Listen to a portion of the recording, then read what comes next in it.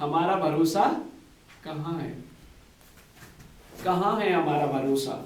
परमेश्वर भजनकार दाऊद के द्वारा इस चीज को याद दिलाना चाहता है, क्योंकि जब आप दाऊद के जीवन के बारे में सीखते हैं, दाऊद अपने जीवन में भेड़ बकरियों को चराने वाला राजा था और उसने भेड़ बकरियां चराई और अच्छा अपनी भेड़ बकरियां चराने में बहुत ही भरोसेमंद निकला। जंगली जानवर जब आते थे उनका सामना करता था, उन जंगली जानवरों से भी परमेश्वर से बचा लेता था, उसकी भेड़ बकरियों को बचा लेता था। धीरे धीरे परमेश्वर ने इस चरवाई बालक को राजा बनाया और जब ये राजा बन गया, वो ऐसे ही राजा नहीं बना, उसने एक बहुत बड़े दानव गोलियात को मार गिराया और मार गिराने के बाद वहां इजरायली लोगों ने देखा ये छोटा सा बालक है, इसके साथ परमेश्वर रहता है, इसका भरोसा परमेश्वर पर है, उसे राजा बना दिया। परमेश्वर ने स्वयं सैमुएल के द्वारा दाऊद को राजा नियुक्त कर दिया और जब दाऊद राजा बन गया तो ये बात हजम किसको नहीं हुई? साउल राजा को नहीं हुई, है ना। साउल राजा को ये बात हजम नहीं, वो नेचुरल है ना, हम ह्यूमन बीइंग है। अगर कोई राजा है और जब तक वो राजा है उसकी दूसरा व्यक्ति उसकी पदवी ले ले तो किसको अच्छा लगेगा? किसी को अच्छा नहीं लगेगा। तो साउल के साथ भी ऐसा ही हुआ, उसे अच्छा नहीं लगा, इस दाऊद को मारने के लिए भाला लेकर के, सेना लेकर के पीछे पड़ गया, मारने की बहुत कोशिश की, लेकिन परमेश्वर ने दाऊद को बचाया। और आपको मालूम है साउल जो दाऊद को मारना चाहता था, खुद ही आत्महत्या करके क्या हो गए? मर गए। दाऊद क्या कहता है? दाऊद ये कहता है, जब मैं सकेती में पड़ा था तब तूने मुझे सहारा दिया। यानी जब मैं मुश्किल में था, बहुत ही मुश्किल में जब मैं जा रहा था, बहुत कष्टों में जा रहा था, हे परमेश्वर तूने मुझे सहारा दिया। हे मेरे धर्म में परमेश्वर, जब मैं पुकारूं तब तू मुझे उत्तर दे। जब मैं सकेती में पड़ा तब तूने मुझे सहारा दिया। दाऊद जानता है जब मैं मुश्किल में जाता हूं, जब मैं कष्टों में जाता हूं, जब संकट में जाता हूं, प्रभु तू मुझे क्या करता है? मुझे सहारा देता है। अगर कोई मुश्किल में है, कष्टों में है, आपसे कहो भाई चिंता मत करो, परमेश्वर आपके साथ है। इंसान को सहारा मिलता है, हौसला मिलता है। कहते हैं ना, डूबते हुए को तिनके का सहारा, डूबे हुए इंसान को तिनके का सहारा। दाऊद इस चीज को याद करता है क्योंकि भाला लेकर के साउल उसकी सेना उसको मारने के लिए तैयार है, लेकिन कहता है, दाऊद कहते हैं, हे प्रभु आप ही मेरा सहारा है। जंगली जानवर से आपने मुझे बचाया, इतने बड़े दानव गोलियात से आपने मुझे बचाया, प्रभु तू ही मेरा सहारा है, तू ही मुझे बचाएगा। जब आपका और मेरा भरोसा परमेश्वर पर इस प्रकार से होता है मेरे भाई और बहनों, परमेश्वर सचमुच सहारा देता है। आपके दुश्मन को परमेश्वर मार गिराएगा, आपके संकट को परमेश्वर टाल देगा और आपको परमेश्वर सुरक्षित रखेगा, क्योंकि आप किसको पुकार रहे हैं? परमेश्वर को पुकार रहे हैं। परमेश्वर उन्हीं को सुरक्षा देता है, उन्हीं को शांति देता है, उनकी मदद करता है जो उसे पुकारते हैं। ये सचमुच है, जो परमेश्वर को पुकारेगा परमेश्वर उसे ही। और मालूम है जो आपने और मैंने यहोशू की पुस्तक उसका 6 अध्याय से सीखा, वहां पर एक स्त्री है, उसका नाम मालूम है क्या? रहाब है। और रहाब मालूम है कौन थी? वैश्या थी। ये अच्छी महिला नहीं थी, वैश्या थी। परमेश्वर इस वैश्या को बचाया। मालूम है क्यों? क्योंकि उसने कहा था कालेब और यहोशू को कि आप जब इस देश को लेने के लिए आएंगे तो हमें याद रखना, हम पर दया करना, हम पर कृपा करना। क्योंकि उसने मांगा इसलिए उस पर कृपा हुई। राहाब और उसके परिवार को बचाया गया। और यरीहो में जितने लोग हैं सबको लिखा है, बच्चे, जानवर, बूढ़े, जवानों को सबको तलवार से काटा गया, सिवाय राहाब को, राहाब और राहाब के परिवार को। जो परमेश्वर को पुकारते हैं परमेश्वर उनकी सुरक्षा करता है। वो चोर, दो चोर कहां थे? क्रूस के सामने है ना, जब प्रभु यीशु मसीह कुर्बान हो रहे थे, दो चोर, एक राइट में था एक लेफ्ट में था। किसको बचाया? जिसने पुकारा, हे प्रभु मुझे भी स्वर्ग राज्य में क्या करना, याद करना। क्या आप पुकार रहे हैं? अगर आप हमें पुकारेंगे सुरक्षा मिलेगी। इसीलिए प्रभु यीशु मसीह ने एक बहुत ही बड़ा प्रिंसिपल है, सिद्धांत दिया हमें इस पृथ्वी में। मांगो तो तुम्हें, ढूंढो तो तुम, खटखटाओ तो। हाँ, मांगना है तभी जाके सुरक्षा मिलेगी। अगर नहीं मांगेंगे तो कौन देगा? मेरा छोटा सा बालक है, बोल नहीं सकता है, रोता है, उसका माध्यम है मांगने का, है ना। किसी ने कहा statement, crying baby gets milk. जो बच्चा रोता है उसे दूध मिलता है। ये सिद्धांत है। यहां पर भजनकार कहता है, हे प्रभु जब मैं तुझे पुकारूं, सकेती में पड़ा रहता हूं, आप मुझे बचा लेंगे। परमेश्वर आपको सुरक्षा देना चाहता है, आपको शांति देना चाहता है, आपको आशीष देना चाहता है। क्या आप उसे पुकार रहे हैं? जब आप मुश्किल में जाएं, परमेश्वर को पुकारें, प्रभु आपकी मदद करेगा, परमेश्वर आपकी सहायता करेगा। वचन 3 में लिखा, दूसरे पैरा में, यह जान रखो कि यहोवा ने भक्त को अपने लिए अलग कर रखा है। जब मैं यहोवा को पुकारूंगा तब वह मेरी सुन लेगा। आमीन। ये भरोसा, ये विश्वास दाऊद को है। अगर मैं पुकारूंगा तो मुझे मेरा परमेश्वर मेरी सुन लेगा, क्योंकि उसको वचन 5 में लिखा है, दूसरा पैरा में लिखा है, यहोवा पर भरोसा रखो। क्योंकि दाऊद का भरोसा किस पर है? परमेश्वर पर है। आपका भरोसा आज कहां है? जहां आपका भरोसा है वहीं पर आपकी सुरक्षा वहीं से मिलेगी। अगर संसार पर भरोसा है तो याद रखना, ये संसार की चीजें नष्ट की जाएंगी।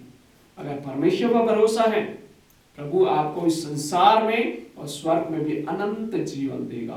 तो परमेश्वर पर भरोसा रखें, वही आपको सुरक्षा और शांति देगा।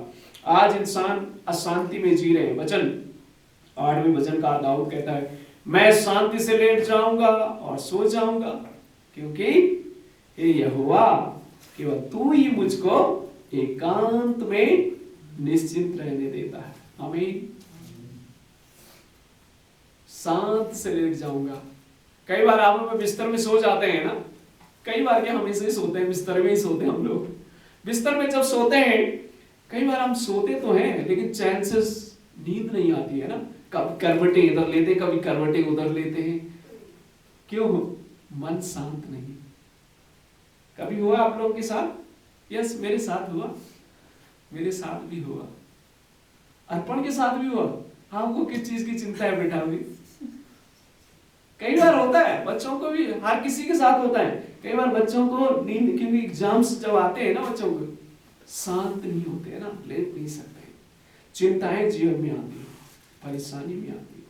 लेकिन भजनकार कहता है कि मैं शांत से लेट जाऊंगा, सो जाऊंगा, क्योंकि यहोवा केवल तू ही मुझको एकांत में निश्चित देगा। उसका भरोसा परमेश्वर में, उसका विश्वास परमेश्वर में है। इसका मतलब ये नहीं वो काम नहीं करता है, इसका मतलब ये नहीं है वो किसी चीज के बारे में सोचता नहीं है, नहीं। इसका मतलब ये है उसका 100% भरोसा किसके ऊपर है? परमेश्वर पर। अपना भरोसा 100% परमेश्वर में रखें, वही आपको सुरक्षा देगा, वही आपको शांति देगा, और वही आपको निश्चित इस चीज से कराएगा, क्योंकि वो महान परमेश्वर है। उस पर भरोसा रखें, जैसा दाऊद ने रखा। परमेश्वर ने उसे नाश नहीं होने दिया, परमेश्वर ने उसे बचाया। आपको भी परमेश्वर बचाएगा, मुझे भी बचाएगा। शायद दुश्मन हमारे पीछे होंगे, हमारे पीछे शायद साउल के समान कोई व्यक्ति नहीं जो तलवार और भाला लेकर के घूम रहा है, लेकिन हो सकता है जीवन में कष्ट है, हो सकता है जीवन में बीमारी है, हो सकता है जीवन में परेशानी है। अगर ये सब चीजें जीवन में है, याद रखें प्रभु इन सब चीजों से आपको बाहर निकाल कर आपको सुरक्षित रखे, भरोसा उस पर रखें। तो ये दूसरी बात हमने सीखी, सुरक्षा और शांति परमेश्वर ही देता है, लेकिन उन्हें जिनका भरोसा उस पर रहता है, उन्हें जो उसको पुकारते हैं, उन्हें जो उसकी उपस्थिति में रहते हैं। आमीन। ओके, अगली बात हम सीख करके हम आगे बढ़ना चाहते हैं। जो तीसरा जो बाइबल का भाग हमने पढ़ा था, इफिसियों की पत्री उसका 6 अध्याय। इस भाग से हम जो आज जो सीखने पाएंगे, आप मेरे पीछे दोहरा सकते हैं इसको। शैतान की षड्यंत्रों पर विजय। शैतान की या शैतान के षड्यंत्रों पर विजय। षड्यंत्र क्या होते हैं? योजना है ना, योजना बनाते हैं। षड्यंत्र रचे जा रहे हैं मेरे खिलाफ। कुछ गुप्त सूत्रों से हमें जानकारी हुई है ना, मीडिया में हम सुनते, कुछ गुप्त सूत्रों से हमें जानकारी हुई है कि आम आदमी पार्टी के पीछे कोई लगा हुआ है, कांग्रेस के पीछे कोई लगा, गुप्त सूत्रों से हमें जानकारी हुई। तो शैतान की षड्यंत्रों पर विजय। शैतान के षड्यंत्र बहुत ही खतरनाक है। जब मैं जस्ट पढ़ रहा था, आपको मालूम है पौलुस जो है यरूशलेम में जाने से पहले, जब आप प्रेरितों का 21 अध्याय पढ़ोगे तो वहां पर हमें जानकारी मिलेगी कि इफिसियों जो शहर था, यहाँ पर बहुत सारी मूर्तियां पूजा हुआ करती थी। इफिसियों जो शहर था, ये शहर में बहुत सारे देवी देवताओं को मानने वाले लोग भी थे। यहाँ पर ये जो था एक प्रोविंस था, रोम का एक प्रोविंस था। यहाँ पर रोम की सेना रखी हुई थी, रोम की सेना भी यहाँ पर थी। तो यहाँ पर सैनिक हुआ करते थे। और देखो, पौलुस को जो है कैद में किया गया है। वहां के जो सोल्जर हैं उन्होंने इसको कैप्चर कर लिया है, पकड़ लिया है और उसको वो मारना चाहते हैं, उसे दंडित करना चाहते हैं, उसे क्रूस में लटकाना चाहते हैं। ये योजनाएं ऑलरेडी सैनिकों की है, लेकिन पौलुस जो है खड़े होकर के दृढ़ता के साथ गवाही देता है। गवाही देते देते परमेश्वर से बचा लेता है और आगे वो रोम की ओर चला जाता है। यहां पर पौलुस जो है सैनिक का पिक्चर लेकर के बातचीत कर रहा है। सैनिक को देखते हुए, अपने आंखों से उसने देखा, फिर उन चीजों को लिखता है। यहां पर 10 वचन से आप जब पढ़ोगे, इसलिए प्रभु में और उसकी शक्ति में, प्रभाव में बलवंत बनाओ, परमेश्वर के सारे हथियार बांध लो। परमेश्वर के भी हथियार हैं, ठीक है। शैतान के अगर हथियार है तो परमेश्वर के भी हथियार है। यहां पर क्या कहता है पौलुस? कहता है परमेश्वर के सारे हथियारों को बांध लो कि तुम शैतान की युक्तियों का सामना खड़े रह करके कर सको। बैठ करके नहीं, लेट करके नहीं, खड़े रह करके कर सको। 12 में लिखा है, क्योंकि हमारा यह बल युद्ध लहू से भी नहीं है, मांस से भी नहीं है, प्रधानों से और अधिकारियों से और संसार के अंधकार के हाकिमों से और उस दुष्टता की आत्मिक सेनाओं से। दुष्टता की आत्मिक सेनाओं से जो आकाश में। कहां है वो? आकाश में है। इसका मतलब ये है आकाश में भी शैतान की सेना है। वो आपको दिखाई नहीं दे रही है, लेकिन आकाश में भी किसकी सेना है? शैतान की सेना है। तो हमारा युद्ध ऐसा नहीं है कि हम तलवार से किसी इंसान को मारेंगे, वो दिखता नहीं है, उसको लहू नहीं है, उनमें मांस भी नहीं है। प्रधानों से, अधिकारियों से और संसार के अंधकार के हाकिमों से, अंधकार के हाकिमों से और दुष्टता की आत्मिक सेनाओं से। ये दुष्टता की इस संसार में जहां आप रह रहे हैं ना, मैं रह रहा हूं, शैतान ने अपने चेले चांटे छोड़ रखे। आकाश में भी उसकी सेना है। तो फिर से 2 बार, दूसरी बार वो पौलुस कहता है, इसलिए परमेश्वर के सारे हथियारों को बांध लो। ध्यान से सुनो इस बात को, परमेश्वर के सारे हथियारों को बांध लो ताकि तुम बुरे दिनों में उसका सामना कर सको, सब कुछ पूरा करके स्थिर रह सको। अब हथियार क्या? पहला हथियार 14 वचन में लिखा है, इसलिए सत्य से अपनी कमर कस करके। किसी ने बेल्ट पहनी है? अर्पण, आपने बेल्ट पहनी? आज नहीं पहनी। बेल्ट हम क्यों पहनते हैं? ताकि पैंट गिर न जाए, है ना, इसीलिए पहनते हैं। लिखा है ना, सैनिकों जो हमने देखा ना, बेल्ट लगा के रहते हैं। सैनिकों जो आप देखोगे आपको क्लियर पिक्चर मिल जाएगी। लिखा है सत्य से कमर कस करके। बेल्ट इसलिए लगाते हैं तैयार रहने के लिए ना, तैयार का संकेत। धार्मिकता की झिलम, झिलम मालूम है क्या? इधर आप देख पा रहे हैं, इस प्रकार से होती थी, लोहे की होती थी, ताकि जब दुश्मन गन चलाए तो सीने में ना लगे, वो झिलम होती थी। ठीक है, वो झिलम सैनिक आप देखने पाते हैं। फिर लिखा है पांव में मेल के जूते, जूते क्यों पहने रहते हैं सैनिकों के? देखे यहाँ तक जूते होते हैं ना, आप लोगों ने देखे होंगे। ओके, जूते हैं, लिखा है पांव में मेल के सुसमाचार के जूते पहन लो। ओके, 16 वचन, सब प्रकार के विश्वास की ढाल। ढाल मालूम है क्या होती थी? ऐसे तलवार होती थी, यो नहीं, गोल टाइप की होती थी। जब वो तलवार चलाते थे, कहां से? एक सैनिक यहां से मारेगा, दूसरा प्रोटेक्ट करता ताकि उसमें चोट ना लगे उस तलवार से। ठीक है, ढाल, वो ढाल क्या है? विश्वास की ढाल। ओके, आगे लिखा है विश्वास की ढाल, उद्धार का टोप। टोप तो आपने देखा ना, टोपा होता पहना हुआ, आर्मी का टोपी होती है। ओके, उद्धार की टोप, आत्मा की तलवार, तलवार भी देख लिया आपने, है ना, आत्मा की तलवार जो वचन है। और अगला हथियार मालूम है क्या है? 18, हर प्रकार से आत्मा में प्रार्थना और विनती करते रहो। आमीन। 5 हथियार हैं। पहला हथियार, परमेश्वर के सारे हथियार बांध लो। पहला हथियार है सत्य, पहला हथियार है सत्य। अगर आप झूठे हैं ना, आप लड़खड़ा जाओगे। सत्य होना बहुत जरूरी है। सच है ना, अगर झूठे हैं तो एक झूठ के लिए आपको 100 झूठ बोलना पड़ेगा, लड़खड़ा जाता है इंसान। कमर कस देना मतलब सत्य में जीवन, हॉनेस्टी, लॉयलिटी, रिस्पॉन्सिबिलिटी, स्टूवर्डशिप, ये आपके जीवन में होना बहुत जरूरी। सत्य जीवन में रखें, झूठ ना बोले। पहली बात, धार्मिकता की झिलम, हम जो है धर्मी होना, राइट रिलेशन होना बहुत जरूरी। राइचस है ना वर्ड, इंग्लिश में लिखा है righteous, right relationship with God, यानी कोई खपट नहीं होना चाहिए, कपट नहीं होना चाहिए। सही रिश्ता परमेश्वर के साथ हो, परमेश्वर के साथ सही रिश्ता होना चाहिए। यहोशू का सही रिश्ता परमेश्वर के साथ था, इसीलिए तो परमेश्वर से बातचीत कर रहा था। अगर आपके साथ किसी के साथ खटपट हो जाती तो हम बात नहीं करते हैं ना। कई बार घर में भी हो जाती है खटपट। खटपट समझते हो? सूरज कैसे पता चलता? अच्छा, कई बार आपकी होती। मैंने कहा घर पर कभी खटपट होती है तो हम जो शादीशुदा हम चुप रह रहे, क्योंकि हमारे तो रोजी होती है, कौन सी बात है ना। लेकिन सूरज की होती नहीं, इसलिए वो उसने भी अनुभव देख लिया होगा पड़ोसियों से।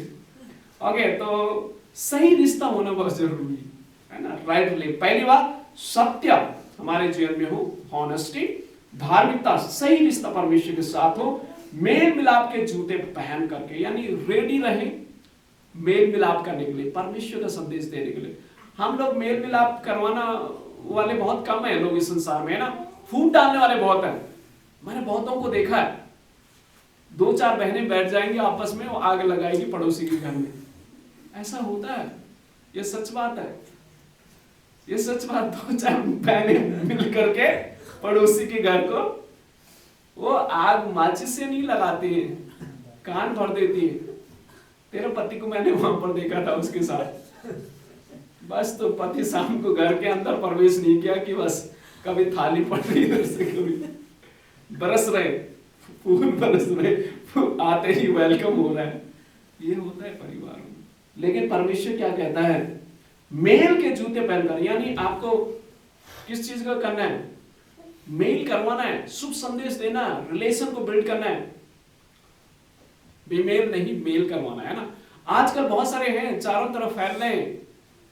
ये भी दूत है, किसके हैं ये शैतान के दूत है, जो परिवार को तोड़ते हैं, परिवार को खंडन कर रहे हैं। इनसे हमें सावधान रहना है। ऐसे अगर आ जाए दूत तो इनको, दूतों को क्या करना है?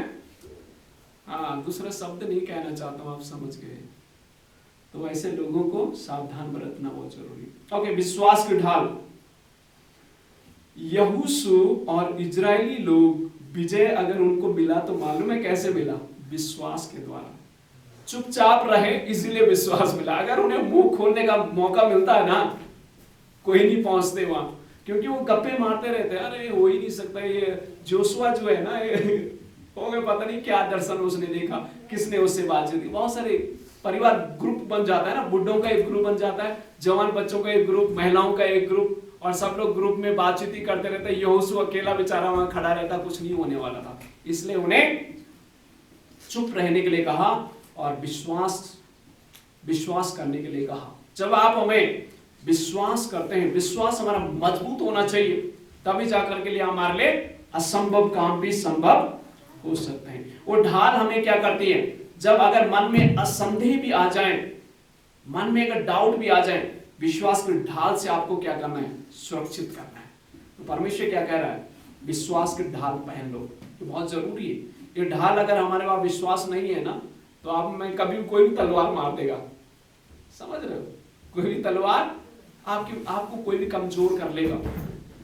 तो आपको और मुझे क्या होना है, विश्वास हमारा दृढ़ होना बहुत जरूरी। कई बार ना, मुझे आज भी याद है 2007 की बात मैं कह रहा हूं, एक दुष्ट आत्मा एक महिला के ऊपर थी, बहुत ही भयानक दुष्ट आत्मा। उसने पूरे गांव को इकट्ठा कर दिया था। इकट्ठा मतलब अपने छत में जाती थी, कपड़े खोल देती थी, नंगी हो जाती थी, और अपने वो पहाड़ों में घर हुआ करते हैं ना, पत्थर वाले घर, पत्थर फेंकती थी। किसी के कई हमने सुना, किसी का उन्होंने सर फाड़ा था, किसी को बहुत ही चोट पहुंचाई उस महिला ने। पूरे गांव के लोग परेशान हो गए थे उससे, लेकिन उन्होंने हॉस्पिटल में उसे दिखाया, जो करना था किया, कुछ भी नहीं हुआ। फिर कहीं से हमें जानकारी मिली, एक्चुअली उस महिला का जो बेटा है मेरा क्लासमेट था। ये लोग विश्वास नहीं करते थे, मेरा क्लासमेट था। तो उनको कहीं से पता चला कि ये प्रेयर करते हैं कुछ, तो उन्होंने मुझे बुलाया और मेरे साथ मेरे एक दो दोस्त भी गए। जब हम वहां गए, उनकी जब देख करके हम भी डर गए एक बार, मतलब बहुत ही भयानक थी। जैसे हम गए, वो पूरे कपड़े सब उतारने लग गई महिलाएं, और चीखने चिल्लाने लग गई, ये लोग हम मुझे मारने आ गए। लोगों ने पकड़ने की कोशिश, बहुत दुबली पतली ऐसे केकड़ा है ना, हड्डी का ढांचा, लेकिन पता नहीं कहां से उसके अंदर वो ताकत आ जाती। सब लोग परेशान हो गए थे। तकरीबन हम लोग 2 घंटे तक मशक्कत करते रहे, प्रार्थना करते रहे, वचन से उसे डांटते, बुरी आत्मा को डांटते परमेश्वर का धन्यवाद हो, बुरी आत्मा से छोड़ करके चली गई। वो फ्लैट हो गया, मतलब जमीन में गिर गई।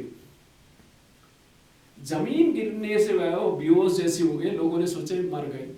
कोशिश की तकरीबन 45 मिनट तक वो डेड बनी रही, लेकिन हमने उन्हें आश्वासन दिया, चिंता न करो, ठीक हो जाएगी। लेकिन परमेश्वर का धन्यवाद, हम भी गए थे, लेकिन 45 मिनट के बाद उसके अंदर सांस आई, और वो महिलाएं तब से लेकर आज भी ठीक है। आमीन। लेकिन जो मैं कहना चाहता हूं, मेरा एक मित्र था मेरे साथ, नॉर्थ ईस्ट था, हिंदी नहीं आती थी, इंग्लिश आती थी उसे, लेकिन मैं उस समय समझा बुरी आत्माएं बड़ा, वो और भाषा भी जानती, इससे इंग्लिश में ही बात बोलने लगी थी वो। और उसे इंग्लिश तो कहां से महिलाओं को आएगी ना, गाँव में इंग्लिश बोलने लगे इसके साथ। फिर ये बच्चा अपनी मणिपुरी भाषा में बोलने लगा, मणिपुर का था वो, और उसके साथ वही रिस्पॉन्ड करने लगी वो आत्मा। लेकिन ये डर गया, ये बीमार पड़ गया। ये मेरा दोस्त जो है, उसके बाद बीमार पड़ गया। कुछ समय के बाद इसने छोड़ ही दिया बेचारे ने। आज जो हमने नोटिस में कहने क्या चल, जब विश्वास में हम कमजोर होते हैं ना, कई बार इस प्रकार से भी हमारे जीवन में ये होता है। ऑफ कोर्स ज्यादा उसका ये तो नहीं हुआ कि वो दुष्ट आत्मा उसके अंदर घुस गई, बट वो थोड़ा